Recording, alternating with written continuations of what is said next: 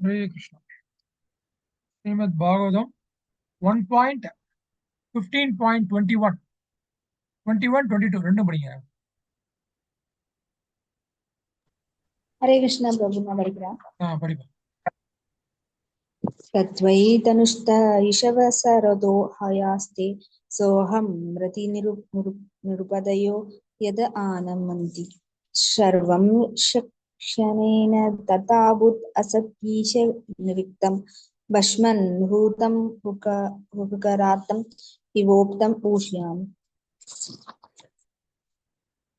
தத் அதே வை நிச்சயமாக தனு தே அதே அதே வில் விஷவ அம்புகள் சாய் அதே ரதம் ஹயா தே அதே குதிரைகள் ச அகம் நானும் அதே அர்ஜுனன் ரத வீரன் நிருபதக எல்லா அரசர்களும் யாருக்கு ஆனமந்தி தங்களது மரியாதைகளை செலுத்தினரோ சர்வம் அனைத்தும் ஷனேன ஒரு நொடி பொழுதில் தத் அவ்வெல்லாம் அபூத் ஆகிவிட்டன அசத் பயனற்றவையாக ஈஷ பகவானால் ரிக்தம் இல்லாத காரணத்தால் பஷ்மன் சாம்பல் பூதம் நெய் வார்த்து குஹராத்தம் மந்திர ஜாலத்தால் உண்டாக்கப்பட்ட பணம் இவ அதை போல் உத்தம் விதைக்கப்பட்ட உஷ்யாம் வறண்ட நிலத்தில். மொழிபெயர்ப்பு சில பிரபாத் கி ஜெய். என்னிடம் அதே காண்டிவ வில்லும் அதே அம்புகளும் அதே குதிரைகள் பூட்டப்பட்ட அதே ரதமும் தான் உள்ளன. மேலும் யாருக்கு எல்லா அரசர்களும் தகுந்த மரியாதைகளை செலுத்தினார்களோ அதே அர்ஜுனனாகத்தான் அவற்றை நான் உபயோகிக்கிறேன். ஆனால் ஸ்ரீ பகவான் ஸ்ரீ கிருஷ்ணர் இல்லாத காரணத்தால் அவை அனைத்தும் சாம்பலில் ஊற்றிய நெய் போலவும் மந்திரஜாலத்தால் பொருள் திரட்டியது போலவும் வறண்ட நிலத்தில் விதை விதைத்ததை போலவும் ஒரு நொடியில் சூன்யமாகிவிட்டது. பொருளுரை ஒன்றுக்கும் அதிகமான முறைகள் நாம் விவாதித்திருப்பதை போல் கடன் வாங்கிய இறகுகளை வைத்துக் கொண்டு ஒருவன் திமிர் பிடித்தவனாக மாறிவிடக் கூடாது. எல்லா சக்திகளும் மூல பிறப்பிடமான பகவான் ஸ்ரீ கிருஷ்ணரிடமிருந்துதான் அடையப்படுகின்றன. மேலும் பகவான் விரும்பிய காலம் வரை அவை செயற்படுகின்றன. சக்திகளை பகவான் திரும்பவும் எடுத்துக்கொண்ட உடனேயே அவை செயலற்று போகின்றன. எல்லா மின் சக்திகளும் மின் உற்பத்தி நிலையத்திலிருந்து பெறப்படுகின்றன. மின் உற்பத்தி நிலையம் மின்சார விநியோகத்தை நிறுத்தி கொண்டதும் மின் விளக்குகளால் எந்த பயனும் இல்லை. பகவானின் விருப்பத்தினால் அத்தகைய சக்திகளை ஒரு நொடியில் உற்பத்தி செய்யவும் திரும்ப எடுத்துக்கொள்ளவும் முடியும். பகவானின் ஆசைகளை பெறாத பௌதிக நாகரிகம் குழந்தையின் விளையாட்டை போன்றதாகும். பெற்றோர்கள் அனுமதிக்கும் வரை குழந்தை விளையாடலாம். பெற்றோர்கள் போதும் என்றதும் குழந்தை விளையாட்டை நிறுத்திக் கொள்ள வேண்டும். மனித நாகரிகமும் அதன் செயல்களும் பகவானிடம் அர்ப்பணிக்கப்பட்டு அவரது ஆசையை பெற வேண்டும். இந்த ஆசையை பெறாத மனிதனின் நாகரிக முன்னேற்றம் உயிரற்ற உடலுக்கு செய்யும் அலங்காரத்தை போன்றதாகும். உயிரற்ற நாகரிகமும் அதன் செயல்களும் சாம்பலில் ஊற்றும் நெய்க்கு ஒப்பானவை போன்றதென்றும் வறண்ட நிலத்தில் விதைக்கப்பட்ட விதைகளை போன்றதென்றும் இங்கு கூறப்படுகிறது.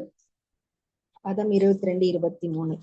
ராஜம் ஸ்வயானுகிருஷ்டானாம் சுஹ்ருதாம் ந சுஹுரே விப்ரசாப விமூடானாம் நிக்னதாம் முஷ்டிபிர் விதஹ வாருணிமதிராம் வீத்வா மதோன்மதித சேதசாம் அஜானதாம் இவாம் யோன்யம் சதுபஞ்சாவக்ஷேக்ஷிதாக. ராஜன் அரசே ஸ்வயா உங்களால் அனுபிருஷ்டானாம் நீங்கள் கேட்டது போல் சுக்ருதாத் நண்பர்கள் மற்றும் உறவினர்களின் நமது துவாரகாபுரியில் பிராமணர்களின் சாபத்தால் விமூடானாம் மதிக்கெட்டவர்களின் நிக்னதாம் கொல்லப்பட்டவர்களில் முஷ்டிபிகி தடிகளால் மித அவர்களுக்கிடையில் வாருணின் புளித்து பொங்கிய சாதம் மதிராம் மதுபானம் பீத்வா அருந்தியதால் உன்மதித போதை ஏறிய சேதசாம் அந்த மனநிலையில் அஜானதாம் அறியாதவர்களை இவ போல் அந்யோன்யம் ஒருவரையொருவர் சது 4 பஞ்ச 5 அவசேஷிதா இப்பொழுது எஞ்சியுள்ளவர்கள். மொழிபெயர்ப்பு அரசே துவாரகாபுரியில் உள்ள நமது நண்பர்களை பற்றியும் உறவினர்களை பற்றியும் நீங்கள் விசாரித்ததால் அவர்கள் அனைவரும் பிராமணர்களால் சபிக்கப்பட்டனர் என்பதை தெரிவித்துக் கொள்கிறேன். இதன் விளைவாக புளிக்க வைத்த சாதத்தால் செய்யப்பட்ட மதுபானத்தால் மதிமயங்கி ஒருவரையொருவர் அறியாமையிலேயே தங்களுக்கிடையில் தடிகளால் அடித்துக் கொண்டு மாண்டு போயினர். இப்பொழுது 4-5 பேர்களே எஞ்சியுள்ளனர். ஹரே கிருஷ்ணா.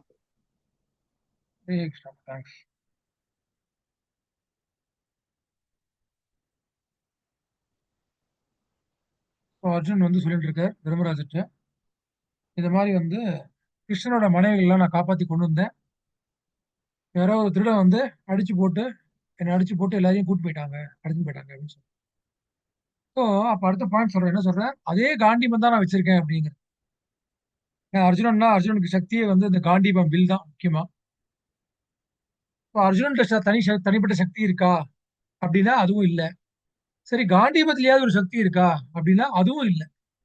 அப்போ நம்ம வந்து நிறைய விஷயங்களை வந்து ரொம்ப பெருமையா நினைச்சுக்கிறோம். அது வந்து என்ன காப்பாத்தும் அப்படின்னு சொல்லி நம்ம வந்து நிறைய விஷயங்களை வந்து வாழ்க்கையில வந்து நம்பிட்டு இருக்கோம். உயிருள்ள நபர்கள் சில பேரு, அப்புறம் உயிரில்லாத பொருட்கள். முக்கியமா இந்த சயின்டிபிக் அட்வான்ஸ்மெண்ட் அப்படிங்கிற பேர்ல வந்து நிறைய விஷயங்கள் கண்டுபிடிச்சிட்டு இருக்காங்க.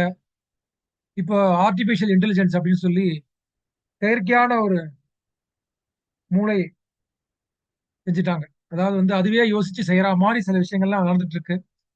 இந்த மாதிரி பலவிதமான கண்டுபிடிப்புகள்லாம் கண்டுபிடிக்கும் போது என்ன ஆகுதுன்னா, மனுஷனுக்கு வந்து என்ன ஆகுது? நான் தான் கடவுள் போட்டிருக்கு. கடவுள் என்னெல்லாம் படைச்சு வச்சிருக்காரோ எல்லாத்தையும் நான் ஒண்ணொண்ணா வந்து என் கண்ட்ரோல்ல கொண்டு வர ஆரம்பிச்சிட்டேன்.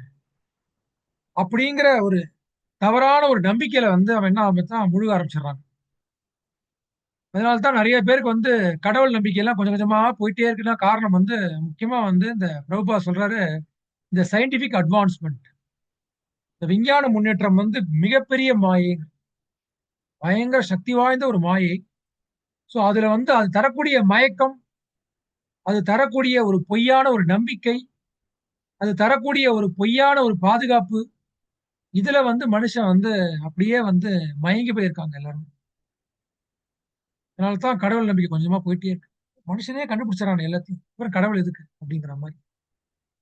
இதுல வந்து பிரபுபா சொல்ற 2 விஷயம் ரொம்ப முக்கியமா வந்து ஒருத்தன் வந்து புரிஞ்சுக்கணும். ஒண்ணு வந்து பகவான் செஞ்சு வச்ச விஷயத்த தான் வந்து அவன் காப்பி பண்றான் ஃபர்ஸ்ட். அப்படியே திடீர்னு ஒரு இப்ப ஆர்டிபிஷியல் இன்டெலிஜென்ஸே வச்சுக்கோங்க. லேட்டஸ்ட் டெக்னாலஜி ஆர்டிபிஷியல் இன்டெலிஜென்ஸ் எங்க பாரு வந்து ஏஐங்கிறாங்க. அதுதான் மெயினா போயிட்டு இருக்கு இப்போ இன்னைக்கு தேதியில. இன்னும் நிறைய கண்டுபிடிப்பாங்க இன்னும் போக போக. இன்னைக்கு தேதி லேட்டஸ்ட் அது போயிட்டு இருக்கு. அப்போ ஒரு செயற்கையான ஒரு புத்தியை ஒருத்தன் கண்டுபிடிச்சிருக்கான், ஒரு அறிவை கண்டுபிடிச்சிருக்கான் அப்படின்னா, அப்போ உண்மையான ஒரு அறிவுன்னு ஒண்ணு இருக்கு. அதுக்கு அதை படைச்சவன் யாரு அப்படிங்கறத யோசிக்கணும். பிரபுபா சொல்றாரு. உண்மையான ஒரு விஷயம் ஒண்ணு இருக்கு. அதை வச்சு ஒரு நகலான விஷயத்த வந்து நம்ம மனுஷன் கண்டுபிடிக்கிறான். அவ்வளவுதானே தவிர வந்து வெறும் காப்பி தான் பண்றோம். இது ஒரு பாயிண்ட். First point. 2வது பாயிண்ட், பகவான் எப்போதுமே நிரந்தரமா, நித்தியமா எல்லாத்தையும் தன்னுடைய கட்டுப்பாட்டுல வச்சுப்பார். ஆனா நம்ம கிட்ட இருக்கிற கட்டுப்பாடுகள் வந்து கொஞ்ச நாளைக்கு மட்டும்தான் இருக்கும். அப்புறம் எல்லாம் கைமீறி போயிடும். இது 2வது முக்கியமான பாயிண்ட். அதனால வந்து நம்ம என்னைக்குமே வந்து கடவுள் ஆக முடியாது. கடவுள் இல்லாம நம்மளால வாழவும் முடியாது. நம்ம அவரை சார்ந்துதான் இருக்கணுமே தவிர, வேற யார நம்பியோ, எதை நம்பியோ, அது எப்பேற்பட்ட சக்தி வாய்ந்த விஷயமா இருக்கலாம், இல்ல சக்தி வாய்ந்த ஒரு நபரா இருக்கலாம். யாரையுமே சார்ந்து இருந்தாலும் நமக்கு தோல்வி நிச்சயம், அழிவு நிச்சயம், முடிவு நிச்சயம் அப்படிங்கறத வந்து தெளிவா புரிஞ்சுக்கணும். இங்க அர்ஜுனன் அதுதான் சொல்லிட்டு இருக்கார். ஜெனரலா சொல்லும்போது அர்ஜுனன் வந்து மிக சிறந்த வில்லாளி, மிகப்பெரிய போர் வீரர், ரொம்ப சக்தி வாய்ந்தவர், நிறைய பல தேவர்கள்ட்ட வரம் வாங்கி பல அஸ்திரம் சஸ்திரம் எல்லாம் பெற்றவர். அவர் ஜெயிக்கிறதுனா அவ்வளவு கஷ்டம். இப்படிதான் நம்ம அர்ஜுனை பத்தி சொல்லுவோம். அர்ஜுனை பத்தி போகணும்னு சொன்னா அப்படிதான் சொல்லிட்டு இருப்போம். அப்புறம் முக்கியமா வந்து அவர் கையில இருக்கக்கூடிய காண்டீபம் வில்லு, அது வந்து மிக மிக சக்தி வாய்ந்தது. இப்படிலாம் நம்ம சொல்லிட்டு இருக்கோம். நீங்க என்ன சொல்ற? அதே அர்ஜுனன் தான் நானு. அதே காண்டீபம் தான் வச்சிருக்கேன். அப்புறம் அதே தேர் தான் வச்சிருக்கேன். இந்த தேர் வந்து அக்னி தேவன் கொடுத்த தேர். சோ அதே தேர் தான் கிட்டத்தட்ட வச்சிருக்கேன் நான். அப்போ அவ்வளவு சக்திகள் இருந்தும் வந்து எனக்கு வந்து ஏன் வந்து இந்த மாதிரி வந்து ஒரு நிலைமை? இதுல வந்து சில பேருக்கு டவுட் வந்தது. என்னன்னா வந்து இந்த அக்னி தேவன் கொடுத்த தேர் வந்து என்னாச்சு?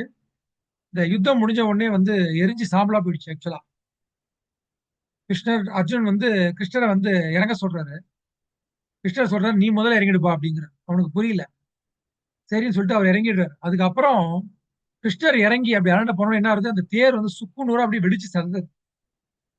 அதுக்கு காரணம் என்னன்னா, நிறைய பேர் நிறைய மந்திரம் சொல்லி அஸ்திரம் சஸ்திரம் எல்லாம் விட்டுருக்காங்க. முக்கியமா அர்ஜுன் மேல தான் புரிய வச்சாங்க.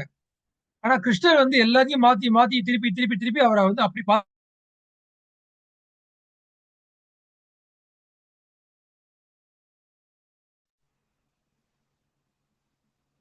இப்ப என்னாச்சு? இந்த சஸ்திரம்லாம் வந்து அஸ்திரம்லாம் வந்து அந்த தேர்ல பட்டிருக்கு.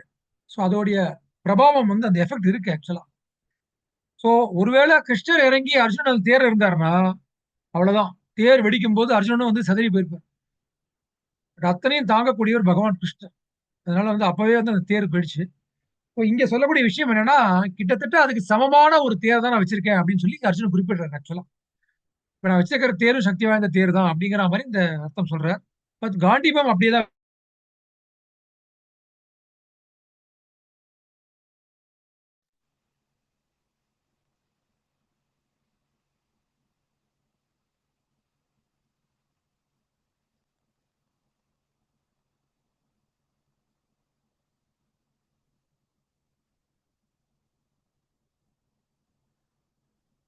ஹரே கிருஷ்ணா. இப்போ லைன் கொஞ்சம் கட் ஆச்சு. உங்களுக்கு எல்லாம் கட் ஆகல இல்ல? கட்டாயி கட்டாயி தான் பிரபு வந்துட்டு இருக்கு. கட்டா கட்டா வந்துட்டு இருக்கு. ஓகே. எனக்கு ஒரு நீங்க இப்ப ப்ராப்ளம். 2 தடவை கட் ஆயிட்டு திருப்பி ஜாயின் பண்றீங்க இதே பிரபு நீங்க. ஜூம் லிங்க்ல வந்து இன்னொருத்தர் லைவ் போயிட்டு இருக்கு, இன்னொரு கிளாஸ். அதனால இன்னைக்கு அந்த ஓகே ப்ராப்ளம் வாய்ப்பு இருக்கு. கட்டாய கட்டாய வந்தா கூட நீங்க அப்படியே இருங்க. பாப்போம், அப்படியே கிளாஸ் கண்டினியூ பண்ணுவோம். அதுக்கப்புறம் நம்ம என்ன பண்ணலாங்கிறத பத்தி யோசிப்போம்.